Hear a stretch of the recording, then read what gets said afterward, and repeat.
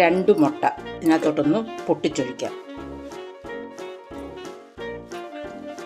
പൊടി ഇട്ട് കൊടുക്കാം, കുരുമുളക് പൊടി ഇട്ട് കൊടുക്കാം. ഇത് ശരിക്കൊന്ന് ബീറ്റ് ചെയ്തെടുക്കാം. ബീറ്റ് ചെയ്ത് വെച്ചിരിക്കുന്ന മുട്ടയ്ക്കകത്തോട്ട് നമ്മൾ മാങ്ങ ചോപ്പ് ചെയ്തില്ലേ അതിട്ട് കൊടുക്കാം. കുറച്ച് ക്യാരറ്റ് ചോപ്പ് ചെയ്തെടുക്കാം.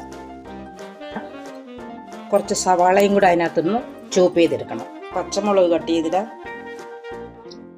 കുറച്ച് മേത്തി ലീഫ്, ചെറിയ ലീഫ് നോക്കി ഞാൻ എടുത്തതാണ് ചെയ്തിടാം. കട്ട് ചെയ്തതെല്ലാം കൂടെ നമുക്ക് അതിനകത്തോട്ട് ഇടാം. കോക്കനട്ട് ഓയിലാണ് പുരട്ടി. ബട്ടർ വേണമെങ്കിൽ ബട്ടർ ഇടാം, നെയ്യ് വേണമെങ്കിൽ നെയ്യ് ഒഴിച്ചോട്ട് 1-2 കരിവേപ്പില അവിടെ ആയിട്ടൊക്കെ ഇട്ട് കൊടുക്കണം. ഇതൊന്ന് അടച്ചു വെക്കാം. നമുക്ക് തിരിച്ചിടാം. ഒന്നും കൂടെ അടച്ചു വെക്കാം. പച്ച മാങ്ങ വെച്ചുള്ള ഓംലെറ്റ്. പച്ച മാങ്ങ ഇട്ട ഓംലെറ്റ്.